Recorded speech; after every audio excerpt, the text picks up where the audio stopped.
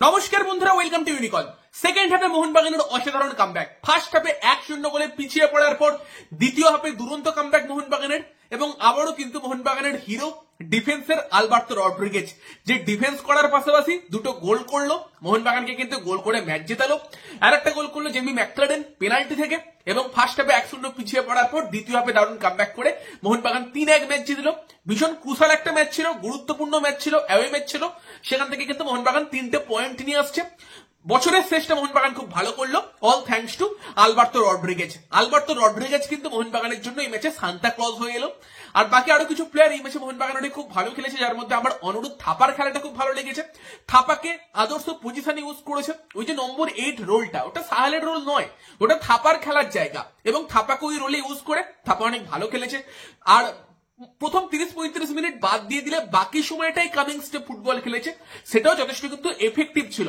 তো এই প্লেয়ারগুলোর খেলা আমার আজকে সব থেকে ভালো লেগেছে, এবং ওভারঅল এই ম্যাচটার সম্বন্ধে আমরা কথা বলবো। ইন্টারেস্টিং ভিডিও হবে, তো লাস্ট অব্দি দেখতে থাকো। আমাদের চ্যানেলে প্রথমবার এলে আমাদের চ্যানেলটিকে সাবস্ক্রাইব করে তার পাশের বেল আইকনটাকে অন করে দিও। এই ভিডিওটাকে লাইক এবং শেয়ার করতে ভুলো না। আর by the way, Rahul Kumar গুপ্তার রেফারিং আলাদা লেভেলের ভাই। ক্লাউন কুমার গুপ্তা তার নাম দেওয়া যেতে পারে। মানে এই একটা রেফারি আমি 2019 থেকে দেখছি কন্টিনিউয়াসলি উল্টো পাল্টা রেফারিং করে, তারপরও কিন্তু সে রেফারিং করেই যাচ্ছে। কিভাবে করছে আমি জানি না। মানে ভুল ভাল সিদ্ধান্ত প্রচুর দিয়েছে। এত ভুল সিদ্ধান্ত এই ম্যাচে দিয়েছে, তাকে নিয়ে একটা আলাদা ডেডিকেটেড ভিডিও বানানো যেতে পারে যে কতগুলো ভুল সিদ্ধান্ত দিয়েছে। মোহনবাগানের এগেনস্টে মোস্ট অফ দ্য সিদ্ধান্ত গিয়েছে, তবে পক্ষেও কিছু সিদ্ধান্ত গিয়েছে, যার মধ্যে পুলকা ভিদালের রেড কার্ডটা একটা ম্যাচের টার্নিং পয়েন্ট হয়। ওখানে ভিদালের রেড কার্ডটা হয় না, অ্যাকচুয়ালি প্রথম হলুদ কার্ডটাই হয়তো হয় না। এবং রাহুল কুমার গুপ্তা তো জোকারের মতো রেফারিং করে, তাই তাকে দেখে হাততালি দিচ্ছিল। জোকারদের দেখে তো লোকে হাততালি দেয়, সেই কারণে সেকেন্ড ইয়েলো দিয়ে তাকে রেড কার্ড দিয়ে দিল। রেড কার্ড হয় কোনটা? লুকা ম্যাচসেন যে ট্যাকেলটা আপুইয়াকে করলো, ওটা ডাইরেক্ট রেড কার্ডের ট্যাকেল।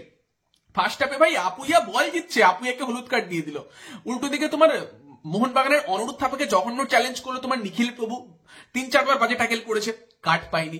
ওইদিকে তোমার পরমবীর সিং কামিংসকে একটা বাজে ট্যাকেল করলো, যেটা হলুদ কার্ড হয়, ফাউলই দিল না।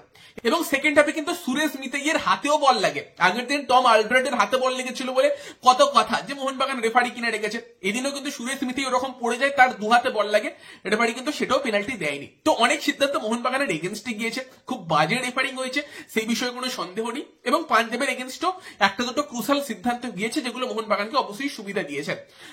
তো সেখানে রাহুল কুমার গুপ্তা ওভারঅল বাজে রেফারিং করেছে।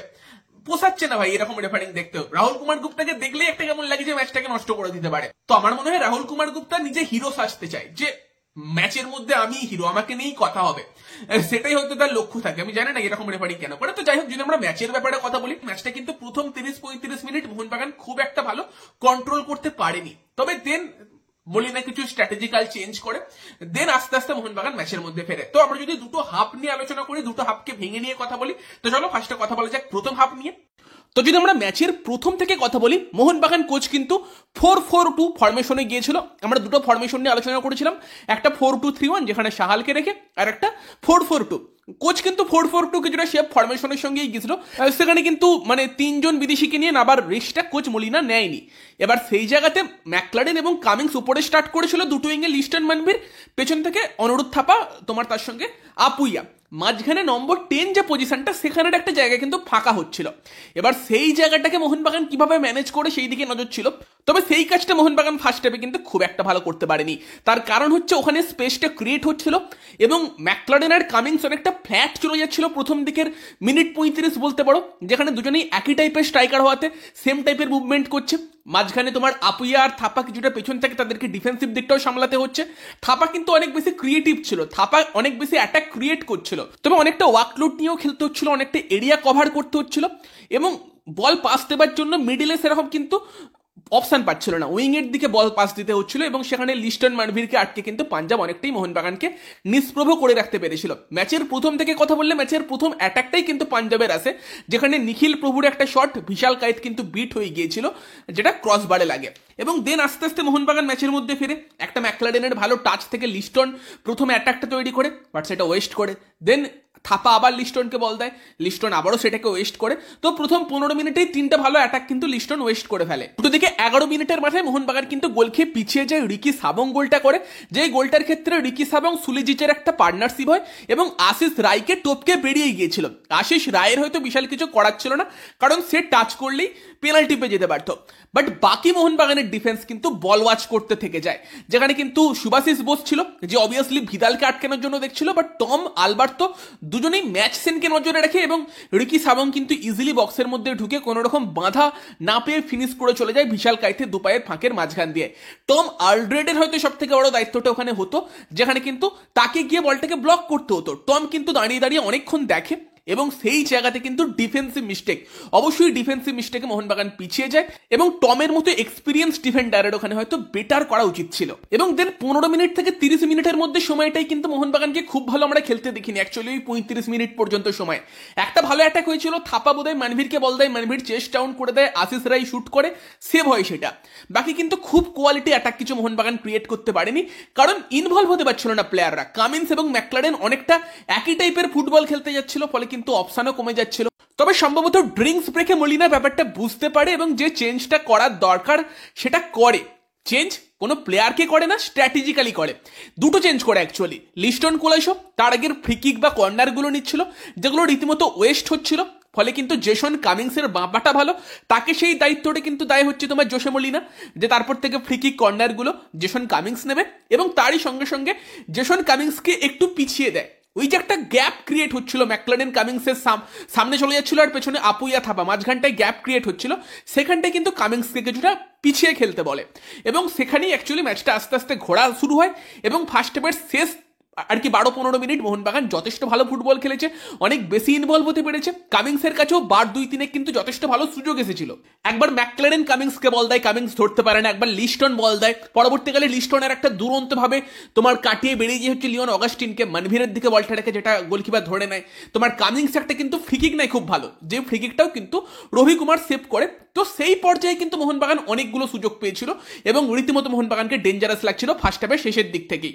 তো সেখানে যখন ফার্স্ট হাফটা 1-0 শেষ হলো, সেকেন্ড হাফে মনে হচ্ছিল যে মোহনবাগানের একটা কামব্যাক হতে পারে, কারণ ফার্স্ট হাফের শেষের সংকেতটা ভালো ছিল। প্রথম 30-35 মিনিট হয়তো সেই লেভেলের ফুটবল হয়নি, বাট আফটার 35 মিনিট মোহনবাগান অনেকটা ম্যাচের মধ্যে ইনভলভ হতে পারে, যার পেছনে কামিংসের কিন্তু অবশ্যই একটা বড় ভূমিকা ছিল। দেন দ্বিতীয় হাফে কিন্তু মোহনবাগান রিয়েল কামব্যাকটা করে। প্রথম হাফে শেষ থেকেই মনে হচ্ছিল যে আস্তে আস্তে কিন্তু মোহনবাগান ম্যাচের মধ্যে ফিরছে এবং দ্বিতীয় হাফে কিন্তু প্রথম মোহনবাগান যে গোলটা পায় একদম 46 মিনিটের মাথাতেই পেয়ে যায় সেকেন্ড হাফ শুরু হওয়াতেই, এবং সেই কামিংস কিন্তু ভালো একটা কর্নার নেয়, একদম প্রপার কর্নারটা রাখি হচ্ছে তোমার আলবার্তো রড্রিগেজের মাথাতে। আলবার্তো রড্রিগেজ সেটাকে হিট দিয়ে জালে জড়িয়ে দেয়, ভালো বল রাখে। মোহনবাগানের কাছে ওই ফায়ার পাওয়ারটা আছে, তোমার ম্যাকলারেন, আলবার্তো, টম, সুভাশিস যাদের হেডিং এবিলিটি ভালো, তাদেরকে ভালো বল রাখতে হবে, যেটা স্টুয়ার্ট রাখছিল। এটাও কিন্তু স্টুয়ার্টের একটা বড় জিনিস যেটা মোহনবাগান মিস করছে।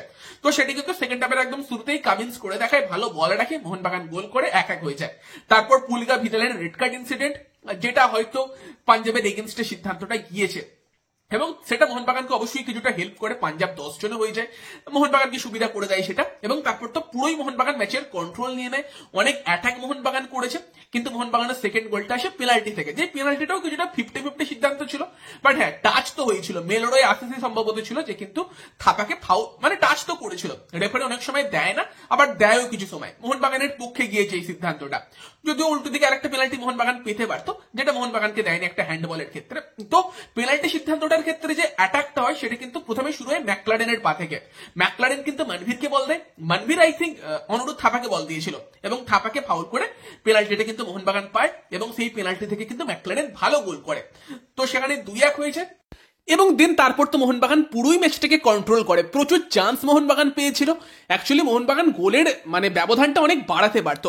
লিস্টনের কাছে একবার সুযোগ আছে, লিস্টন শুট করে যেটা কিন্তু রবি কুমার সেভ করে।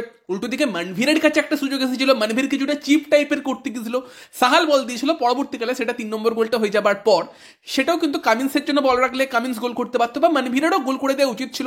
পরে সাহালও কিন্তু গোলকিপারের সোজাসুজি একটা বল মারে, মানে ইন্ডিয়ান প্লেয়ারদের কাছে তারপর গোল করার সুযোগ এসেছিল। তবে তৃতীয় গোলটা মোহনবাগান পায় কিন্তু আবারও আলবার্তো রড্রিগেজের থ্রুতে এবং আবারও গোলটার ক্রিয়েটর কিন্তু অনিরুদ্ধ থাপা।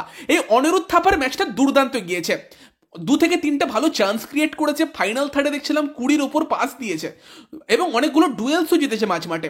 তো ওভারঅল অনিরুদ্ধ থাপার টপ পারফর্মার আজকের ম্যাচে কিন্তু ছিল। এবং অ্যাকচুয়ালি লাস্ট ম্যাচে যে আমরা মাঝখান থেকে কিছু অ্যাটাক মিস করছিলাম সেটা কিন্তু অনুরোধ থাপা অনেকটাই আজকে করেছে, অনেক বেশি অ্যাটাক আজকে হয়েছে। পাঞ্জাবের ডিফেন্সও দেখো সত্যি বলতে গিয়ে তুলনামূলক অনেক দুর্বল ছিল, ফার্স্ট টাইমে মোহনবাগান সেই ডিফেন্স ভাঙতে পারেনি, সেটা মোহনবাগানেরই ব্যর্থতা। তো তৃতীয় গোলটার কথা বললে সেখানে আবারও কর্নার থেকে গোল আসে, লিস্টন কুলাসও নিজে কর্নারটা না রেখে অনুরোধ থাপার জন্য রাখে, থাপা একদম পারফেক্ট বল রাখে আলবার্তো রড্রিগেজের জন্য, আবারও আলবার্তো রড্রিগেজের হেড, 3 নম্বর গোল। এবং 3-1 হয়ে যাবার পর ওখান থেকে আর পাঞ্জাবের কামব্যাক করার কোনো চান্সই ছিল না। এবং দেন বললামই যে মানভীরের কাছে সুযোগ ছিল, সাহালের কাছে সুযোগ ছিল, আরও বোধহয় কামিন্সের কাছেও একটা সুযোগ ছিল। তো অনেকগুলো চান্স মোহনবাগান পেয়েছে, মাঝে মধ্যে পাঞ্জাব কিছুটা ফ্রাস্ট্রেটেড হয়ে মোহনবাগান প্লেয়ারদের ফাউল করার চেষ্টা করছিল। তো একবার লিস্টনের মাথায় বল মেরে দেয়, যেগুলো তোমার কার্ড দেখাতে পারতো রাহুল কুমার গুপ্তা, বাট লাস্ট অব্দি ঠিক আছে, কোনো সমস্যা হয়নি।